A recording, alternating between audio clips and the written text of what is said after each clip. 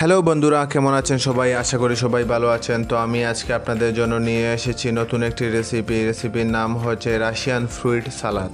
তো লাগবে আমাদের আপেল, তারপর লাগবে আনারস। তো আমি আনারসটা কেটে নিচ্ছি। আপনারা চাইলে এর মধ্যে অন্য দুই একটা ফ্রুটও দিতে পারেন। আনারস আপনারা ছোট ছোট করে কেটে নেবেন, ছোট ছোট টুকরো করে কেটে নেবেন। আমি এখন আপেল কেটে নিচ্ছি।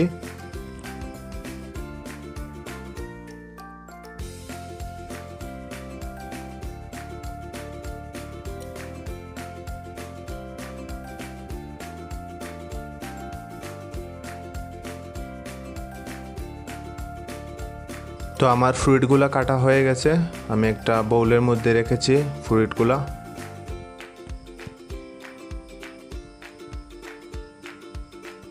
তার মধ্যে আমি নিব মিল্ক ক্রিম।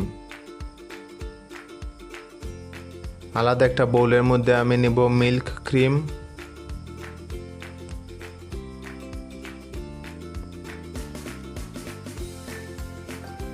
তার মধ্যে দিব মেয়োনাইজ।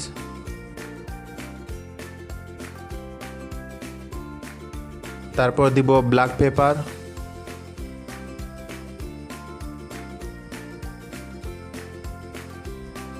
এবং দিব লেমন জুস।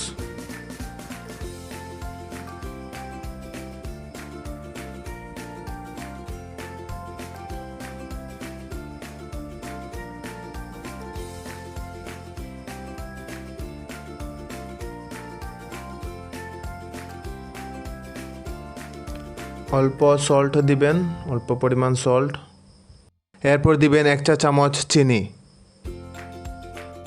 তো উপকরণগুলো আমরা ভালো করে মিক্স করব। তো মিক্স হয়ে গেছে, এখন আমি ফ্রুটের মধ্যে দিয়ে দিব আমার এই মিশ্রণটি। ক্রিম এবং মেয়োনাইজের যে মিশ্রণ আমি তৈরি করেছি তা আমি দিয়ে দিব।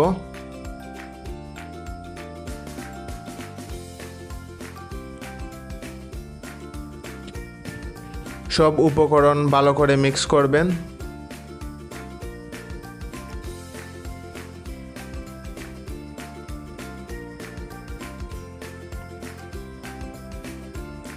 তো এখন আমি দিয়ে দিব কিছু ড্রাই ফ্রুট।